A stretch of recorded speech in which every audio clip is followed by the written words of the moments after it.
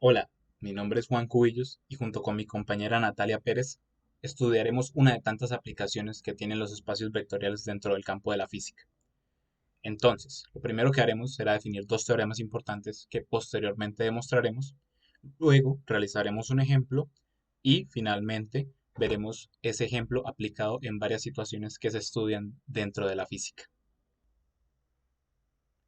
Bueno, primero que todo, recordemos que las funciones son un espacio vectorial. Sea el conjunto f el conjunto de las funciones tal que f va de R a R, es decir, vamos a trabajar con funciones reales, definidas con su suma y multiplicación por escalar usual. Vamos a demostrarlo. Sean f, g y h pertenecientes al espacio y sean alfa y beta escalares reales. Vamos a demostrar los 10 axiomas. La cerradura bajo la suma, si yo sumo dos funciones, me va a dar otra función. Ya que estamos trabajando con funciones reales, se cumple conmutatividad, se cumple asociatividad.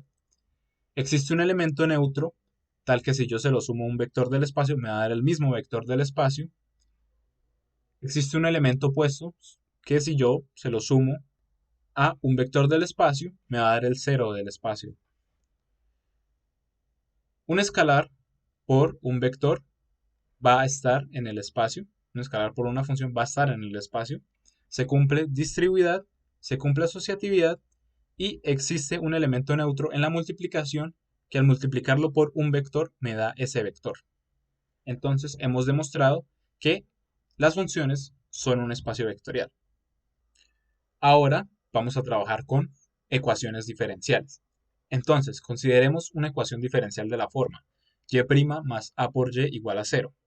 Recordemos que una ecuación diferencial incluye derivadas y como está igualada a 0 es una ecuación diferencial homogénea.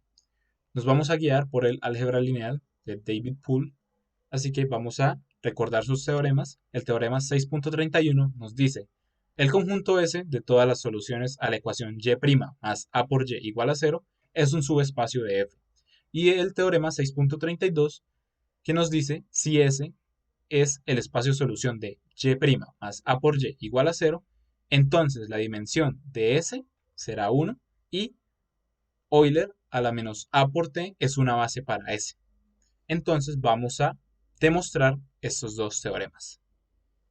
Partamos con que S es un conjunto diferente de vacío. ¿Por qué? Dado que la función 0, es decir, y igual a 0, satisface la ecuación y' más a por y igual a 0, si reemplazamos nos damos cuenta que 0 es igual a 0, es decir, se cumple, se mantiene esa igualdad, entonces decimos que S es un conjunto no vacío. Ahora, sean x y y dos funciones derivables de t, que están en S y sea c un escalar. Entonces, tenemos que x' más a por x igual a 0 y y' más a por y igual a 0. Vamos a hacer la suma. Ahora recordemos las reglas de derivación. La suma de las derivadas es igual a la derivada de las sumas. Entonces, tenemos que después de asociar términos, 0 más 0 es igual a 0. Efectivamente, se mantiene la igualdad.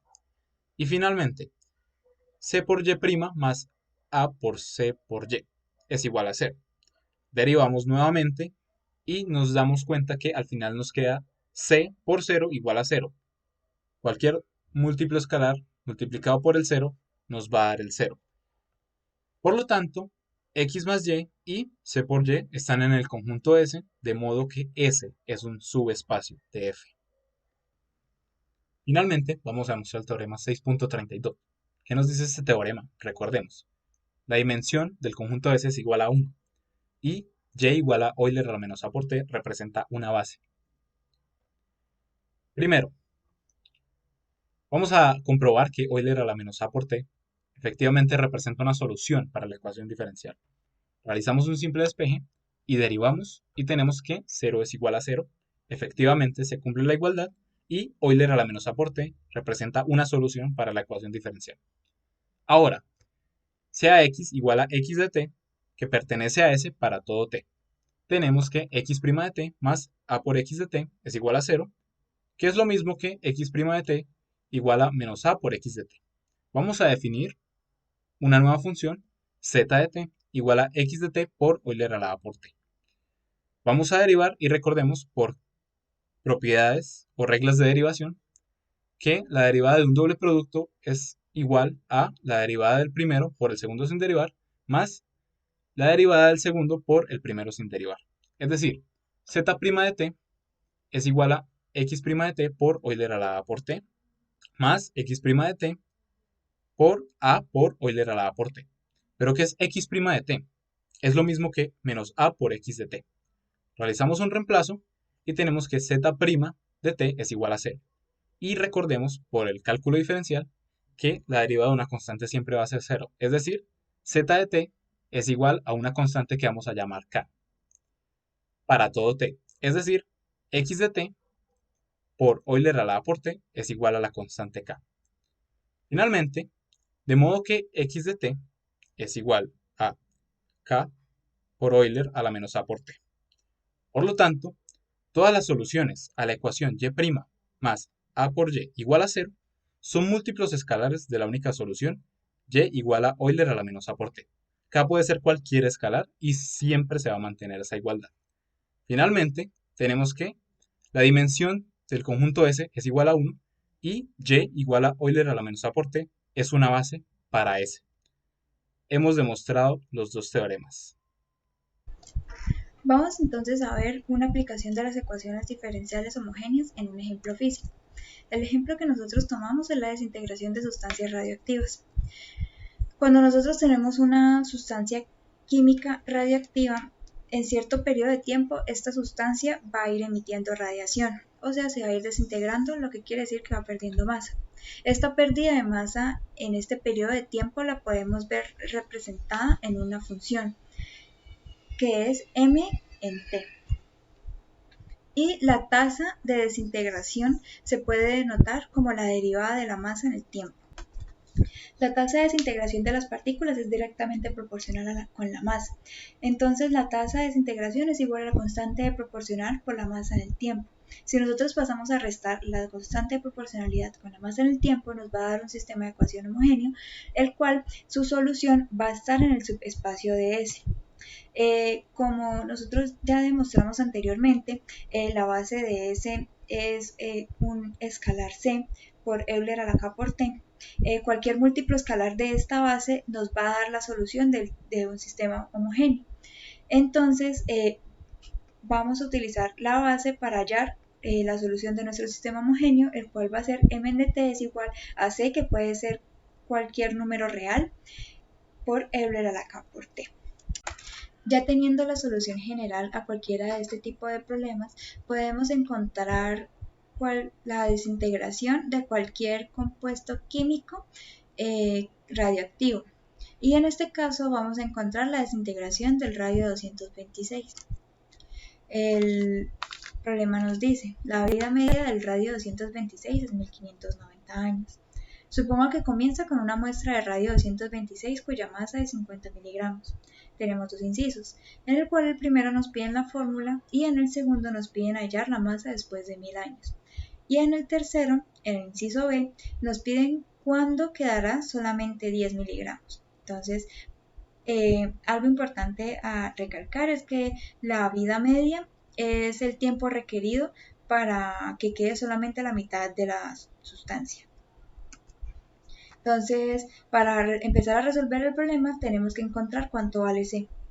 Empezamos cuando T es igual a 0, cuando hay 50 miligramos, por tanto, entonces C es igual a 50. Ya lo reemplazamos en nuestra ecuación y con eso pues podemos ver que el múltiplo escalar de la base es 50 para este sistema homogéneo. Ahora necesitamos hallar K. El problema nos dice que la vida media es 1590 años. Por tanto, después de 1590 años van a quedar 25 miligramos. Haciendo las respectivas operaciones, tenemos que K es menos 4,35 por 10 a la menos 4. Y reemplazando en la ecuación nos quedaría que 50 por Euler a la menos 4.35 por 10 a la menos 4 T.